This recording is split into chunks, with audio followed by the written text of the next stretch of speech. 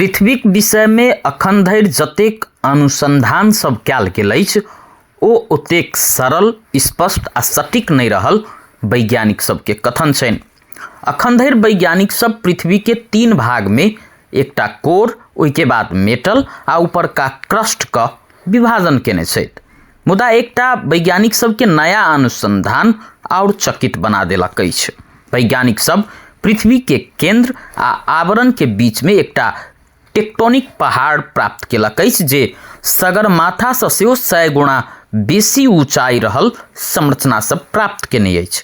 Nature magazine में प्रकाशित एक अनुसंधान से ई संरचना सब पता लगाओल गेल उल्लेख अछि।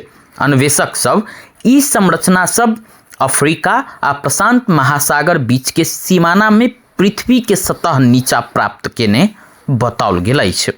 मुदा हुनकर सबके अनुमान अछि जे ई संरचना सब पृथ्वी के सबसे बड़का संरचना माउंट एवरेस्ट से सेहो लगभग 100 गुणा बड़का अछि। एहि अनुसंधान के नेतृत्व यूट्रेच यूनिवर्सिटी के भूगर्भविद तथा पृथ्वीक आंतरिक संरचना प्राध्यापक डॉक्टर अरविंद ड्यूस केलनि अछि। ओना पृथ्वी गहराई में विशाल संरचना सब अछि, ई लंबा समय से वैज्ञानिक सबके बुझल छनि। वैज्ञानिक सब भूकंपीय तरंग सब के मार्फत ई संरचना सब के विषय में पता लगाब सक्षम होइत आबि रहल छथि। किया त पृथ्वी के नीचा हलचल भेल आ ई तरंग सब पृथ्वी के सतह से गुजरैत रहैत अछि।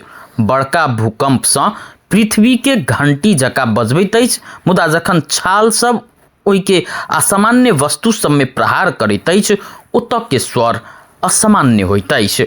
अहिना वैज्ञानिक सब पृथ्वी भीतर नुकायल चीज सब के तस्वीर बनाबऽ के अवसर सेहो यह समय में प्राप्त करैत छथि।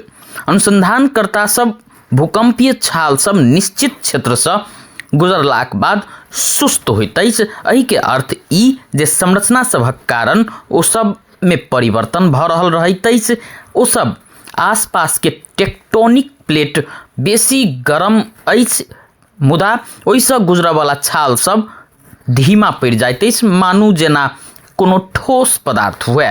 वैज्ञानिक सब ई पहाड़ सब के लार्जलो सिस्मिक वेलोसिटी प्रोविंस नाम देने अछि।